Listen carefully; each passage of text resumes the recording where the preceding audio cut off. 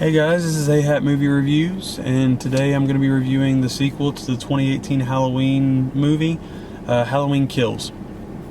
So, first and foremost, I'm a huge Halloween fan. Watched all the movies multiple times.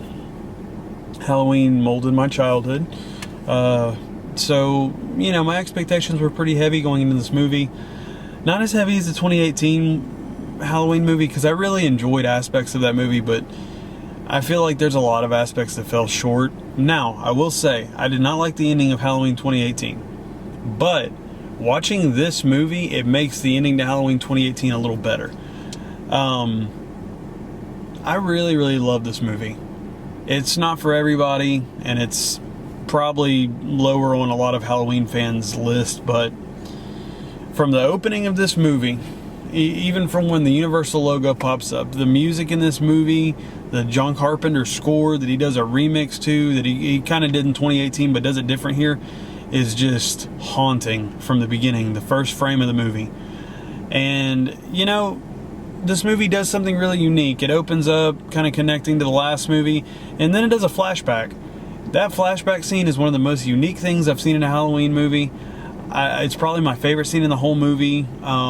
It connects to the central story of this movie. And it's just an awesome scene that connects to the original Halloween movie. I'd say this is more of a sequel to the original Halloween movie than the 2018 Halloween was. But aside from that, the performances are really good in this movie. Judy Greer was someone that I could not stand in the 2018 one. Her character was annoying to me, and I didn't think the character had many strong points. There's one really strong point at the end of the 2018 movie that I really kind of started to turn on her character a little bit, but in this one, she steals the movie for me. She's great in the movie. Every scene she's in, she's good.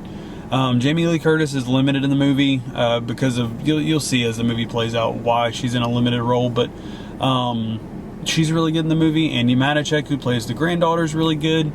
And all the little supporting roles and stuff are, take them or leave them. They're fine. A lot of fan service and stuff from previous movies. The kills in this movie, because kills is in the title. This is probably the most violent Halloween movie aside from the Rob Zombie Halloweens. I enjoyed the kills in this movie. They're really sleek. They're unique. A lot of the kills are different. And I just enjoyed it a lot. Now, the one thing I didn't like about this movie is that there are a lot of really dumb character choices that lead characters into places they don't want to be.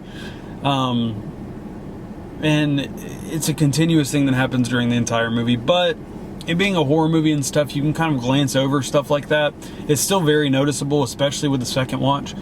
But still, it's something that you can kind of throw to the wayside because that's a typical horror slasher movie. You're going to have some of that. Now, the humor in this movie was I thought an upgrade from the last movie by a long shot. I thought there was a couple really funny scenes, effective scenes in this movie, that genuinely made people laugh.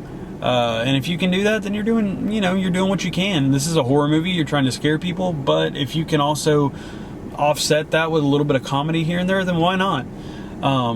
So I commend them for that. And that's, I think that's more Danny McBride writing some of the jokes into the script, helping David Gordon Green write the script. I think that's a lot of Danny McBride in that.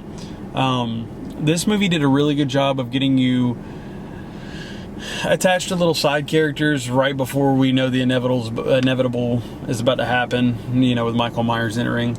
But they do a really good job of getting you invested in these characters, even in small doses. The core central characters in this movie that you're following, it's a good storyline. It connects to the original movie. My whole problem with this movie is the mob in the hospital. That there's about 20 minutes of this movie that I don't even really care about at all. I just wanted to get back to Michael, and I wanted to get back to the Strode women, or even just talking about the mythos of Michael Myers. You really miss the character of Loomis in these movies.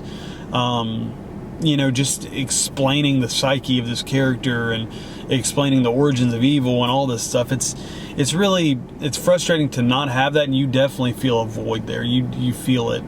But I will say this. The ending to this movie was not surprising to me, because I read the script online ahead of time. What happens in the script and what happens actually at the end of the movie are a tad different.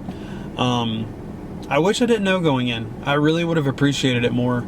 I thought the ending of the movie was really, really good. Hopefully it's not a cop-out. I really hope it's not a cop-out ending, that comes back in the next movie. I really hope this is serious.